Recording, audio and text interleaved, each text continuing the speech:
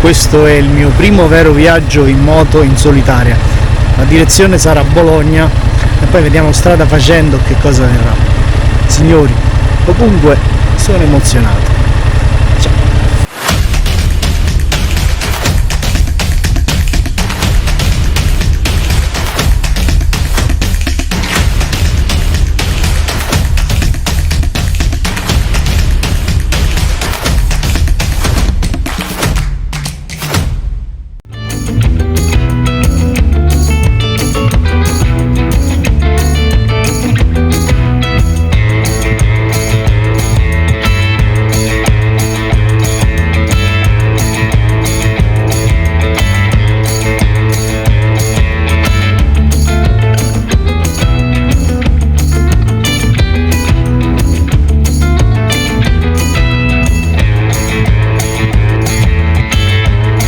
Questi sono i colli bolognesi!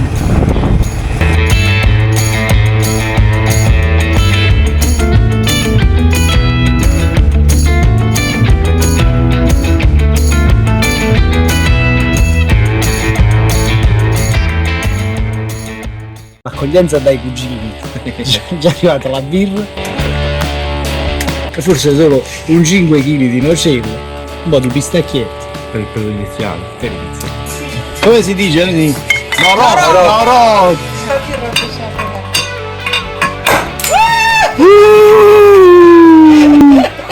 tutto troppo.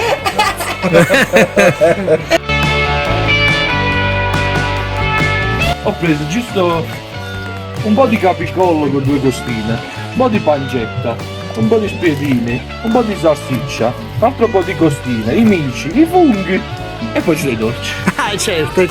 Io pensavo una cosa, che aveva fatto un viaggio di mototurismo. Sì, questo è turismo. Questo mazzo di fiori non si annaffia con l'acqua normale, cioè questa qua.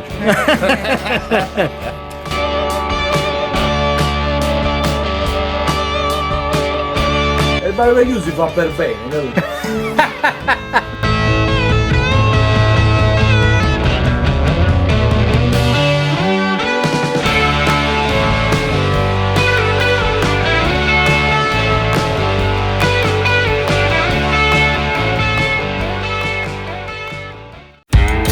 L'indomani, dopo la bellissima serata passata con i miei cugini, decido di visitare uno dei più bei santuari di Bologna.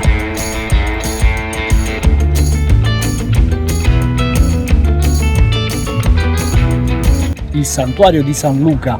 Collocato sul Colle della Guardia, è meta di pellegrinaggio da sempre dei bolognesi. Il porticato che accompagna il cammino è davvero particolare.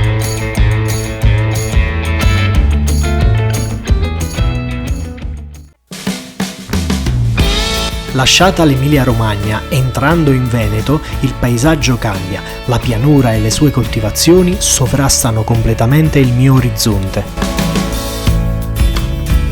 Direzione Laguna, in quella che è per me la città più bella del mondo.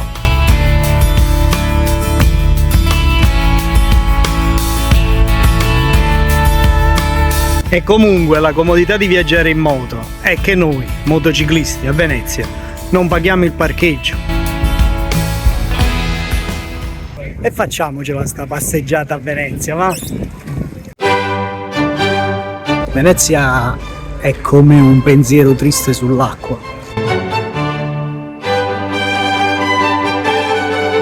E dopo aver evitato accuratamente la collisione col piccione, continuo la mia passeggiata fra le calli. Avete mai avuto la sensazione che quando qualcosa è così bella ti viene quasi da piangere? È bellissimo. Il Rialto è segnato quasi dappertutto, è difficile che ti sbagli. Le calli sono dei viottoli strettissimi che spesso confluiscono in delle bellissime piazze signorili.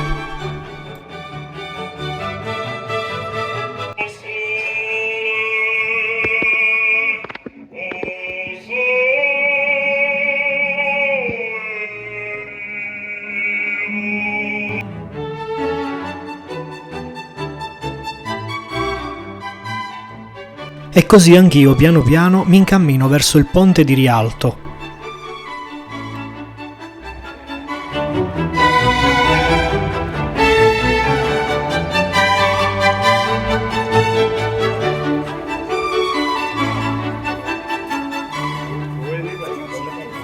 C'è giusto un po' di genio.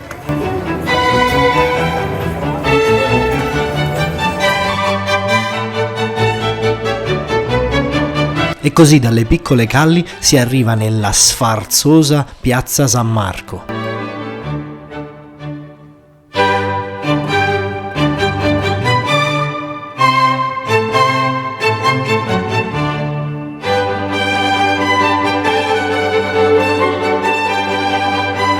Palazzo Ducale di Venezia.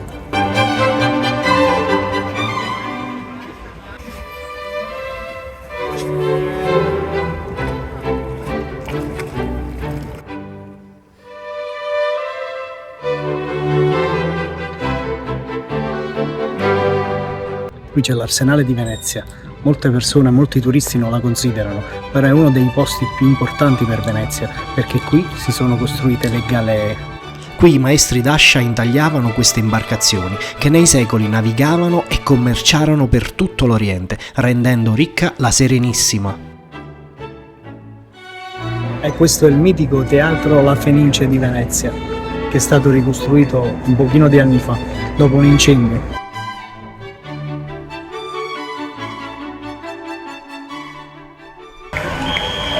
Cioè, questa è la regata storica, io non ne sapevo niente. Ci vuole fortuna nella vita.